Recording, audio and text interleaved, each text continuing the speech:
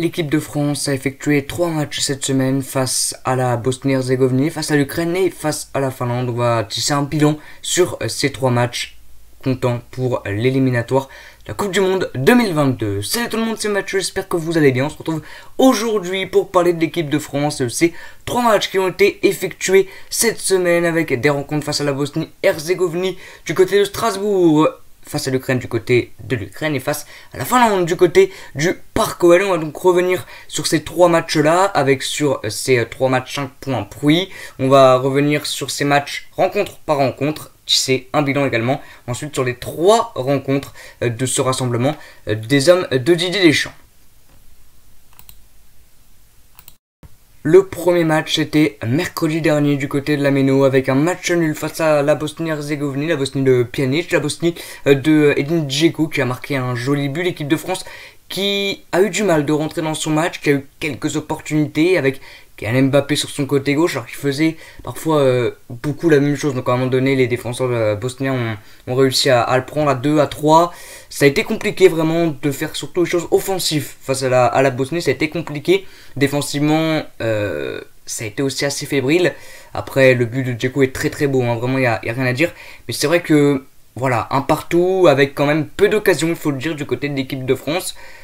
Une rencontre quand même dominée par les hommes de Didier Deschamps, mais pas ce qu'on aurait pu attendre face à une équipe comme la Bosnie, qui est quand même une bonne équipe, faut le dire, qui ont de bons joueurs, mais qui quand même face à l'équipe de France partait plutôt pas du tout favori. Donc l'équipe de France aurait pu quand même un petit peu plus dominer, ce qui n'a pas trop été le cas. Ils ont maîtrisé la rencontre, mais c'était pas non plus exceptionnel. Donc voilà, premier match assez décevant. Et c'était celui-là, le 4e match sans victoire, qui était consécutive, hein, bien évidemment, toute compétition confondue. Le deuxième match, celui-là, c'était donc le 5e match en victoire consécutive pour l'équipe de France. Ça devenait vraiment compliqué, c'était face à l'Ukraine. On aurait vraiment pu perdre face à l'Ukraine. Je crois qu'ils ont touché un poteau, je crois que Lloris a fait plusieurs interventions, mais était vraiment très fébrile défensivement, avec une défense je crois inédite. Kurtzuma et Presnel Kimpembe Varane était laissé sur le banc. Il n'y a pas Benzema aussi qui n'a pas commencé la rencontre. Marcel l'a débuté, il a marqué, en plus il a égalisé. C'est vrai qu'on a eu quand même des occasions, on a touché également un poteau avec Moussa Diaby, mais là aussi on était assez fébrile défensivement, c'était vraiment compliqué pour l'équipe de France. L'Ukraine a fait un bon match, vraiment de l'Ukraine, avec Yarmolenko qui a fait vraiment un super match, un joueur de West Ham. Très bonne équipe, vraiment l'Ukraine, il va falloir faire attention les prochaines années, ils ont déjà fait un très bon Euro. Là ils sont plutôt intéressants, c'est vraiment pour moi l'un des favoris dans ce groupe avec l'équipe de France. Sur le papier c'est logique, mais dans le jeu aussi, vraiment maintenant ça me paraît vraiment évident. Maintenant voilà, c'est vrai que au vu du match, au vu de toute la rencontre, faire un match nul en Ukraine face à cette équipe là d'Ukraine, c'est plutôt intéressant pour moi en tout cas. Heureusement, il y a eu quand même une victoire sur ces 3 matchs avec... Alors le 2-0, hein, j'ai mis 2-2 mais 2-0 parce que je me suis dit ils ont gagné quand même. 2-0 pour l'équipe de France, vous voyez 2-2 mais c'est une erreur. 2-0 pour l'équipe de France avec alors des buts d'Antoine Griezmann, le doublé d'Antoine Griezmann. Sur ce match-là, se trouvait le plus complet, déjà parce qu'ils ont gagné, déjà. Et puis c'était vraiment très intéressant. Et ce qu'on peut retenir vraiment de ce match, je dirais dans le bilan des 3 matchs, est plutôt tactique. Pour moi, je dirais pourquoi. Mais ça a été vraiment le match le plus réussi. Ce qui était aussi intéressant, c'est que Benzema et Griezmann se sont vraiment très bien trouvés. C'était vraiment super. Et je trouvais une très bonne, entre guillemets, alchimie entre les deux. Ça, c'est vraiment intéressant pour la suite.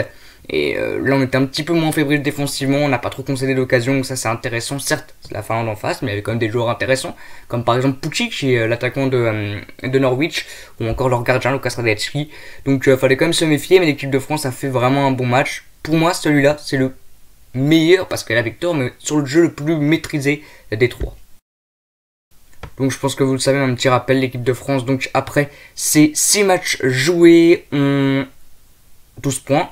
L'Ukraine 5 points, la Finlande 5 points, la Bosnie-Herzégovine 3 points.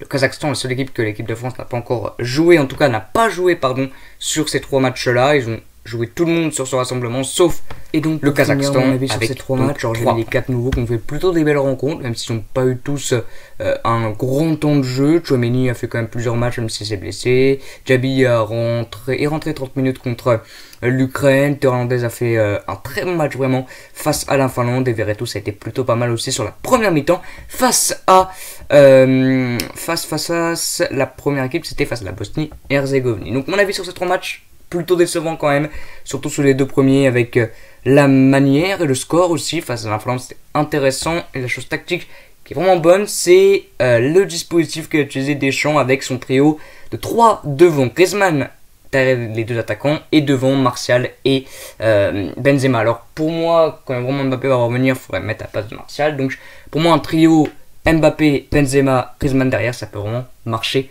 très très bien. Voilà, c'est la fin de cette vidéo. Moi je vous dis à bientôt et ciao.